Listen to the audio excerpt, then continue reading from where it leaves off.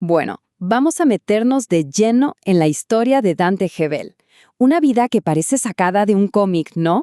Un viaje increíble desde una infancia bastante dura hasta la posibilidad real de ser candidato a presidente en Argentina. Y esa es la gran pregunta que está en el aire. Desde el vamos, lo que está en juego es altísimo. Y viendo su camino hasta ahora, uno no puede evitar preguntarse, ¿será este su destino final? A ver, para entender quién es Dante Gebel hoy, tenemos que rebobinar la cinta y viajar a sus orígenes, allá en San Martín, en la provincia de Buenos Aires. Es acá donde empieza, digamos, su viaje del héroe. Él mismo se describió así, como un niño de ojos tristes. Y es que su infancia estuvo muy marcada por su papá, un hombre de ascendencia alemana.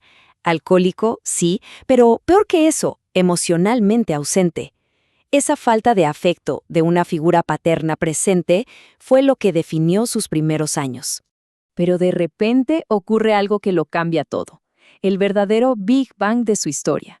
A su mamá, Nelly, le diagnostican un cáncer terminal, y en medio de esa desesperación, la familia termina en una reunión evangélica.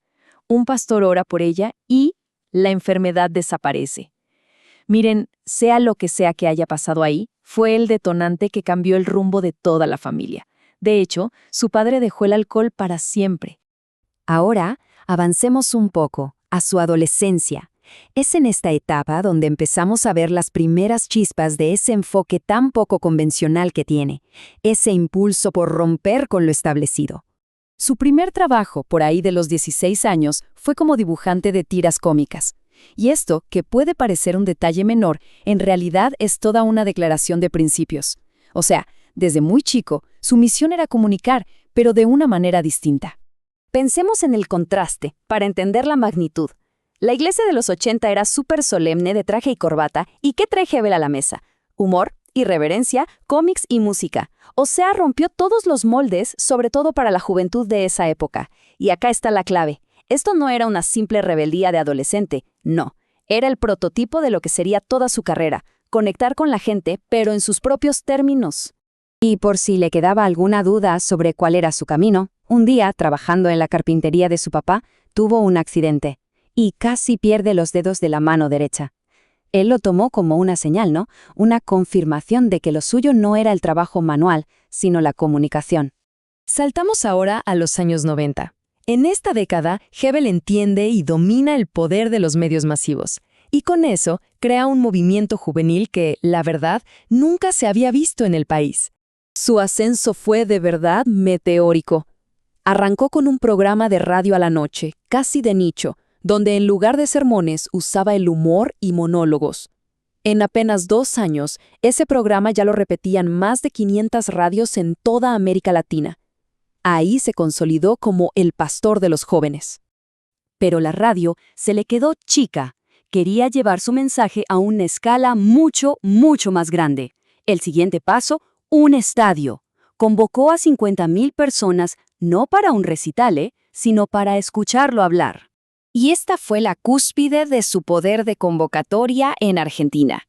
En el año 2005, para su último superclásico de la juventud, llenó el estadio de River Plate, 90,000 personas. Una cifra que es, se mire por donde se mire, impresionante. Es que sus eventos no eran ceremonias serias, eran fiestas. Este cántico, que se escuchaba en todos los estadios, te pinta perfecto el clima que había, una onda de celebración, de victoria, algo totalmente nuevo para el mundo religioso. Pero acá pasa algo muy interesante. Mientras que cualquier artista que llenaba un estadio tenía cobertura mediática total, los eventos masivos de Gebel eran ignorados. Los grandes medios argentinos hacían un silencio sepulcral. Y esto es fundamental, porque quizás fue ahí donde aprendió la lección más importante. No podés depender de los demás para que te den voz. Tenés que construir tu propia plataforma.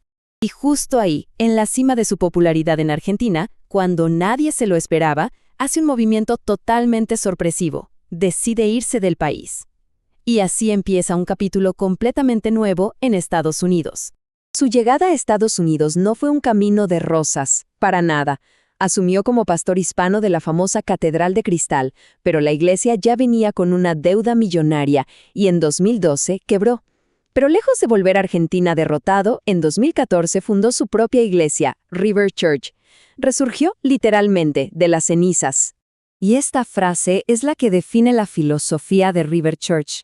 La idea no es juntar gente en un lugar, como agua estancada, sino ser un río que fluye, que envía a la gente a cumplir su propósito. Es un cambio de paradigma total con la iglesia tradicional. Y acá, Hebel demostró ser un verdadero genio de la comunicación digital. Fue de los primerísimos en transmitir sus servicios por YouTube, mucho antes de la pandemia. No le tiene miedo al conflicto. Se mete a interactuar directamente con sus críticos en redes, hasta convirtió la polémica que se armó por una Ferrari que le regalaron en una jugada publicitaria brillante para su siguiente gira. Y así, llegamos al día de hoy, un presente donde todos sus movimientos del pasado parecen ir encajando como piezas de un rompecabezas con una supuesta profecía que ahora parece guiarlo hacia un horizonte, bueno, bastante sorprendente. Y acá es donde la historia se pone casi de película. Se cuenta, es un rumor, que en su juventud alguien le profetizó que Dios le iba a dar los medios, que le iba a dar el oído de los jóvenes, pero que su destino final era ser presidente de Argentina. Una historia que no se puede comprobar, claro, pero que resuena muchísimo con sus acciones más recientes. Y es que las señales son cada vez más claras. Tuvo un papel súper visible en la asunción de Nayib Bukele. En 2021, de repente anunció que se iba de las redes para enfocarse en una misión que Dios le había dado. ¿Y qué vino después? Lanzó una gira mundial con un nombre bastante directo, presidente, y ahora está promoviendo la plataforma Consolidación Argentina. Las piezas como que empiezan a encajar. Esto nos lleva a una teoría muy fascinante. Para llegar a ese objetivo, él no necesita convencer a los evangélicos. A ese grupo ya lo tiene. Su estrategia, muy probablemente, será tomar distancia del establishment religioso, de lo que él podría llamar una casta religiosa, para así poder hablarle a un público muchísimo más amplio. Así que, este es el viaje. Del niño de ojos tristes al pastor que reventaba estadios y que conquistó el mundo digital.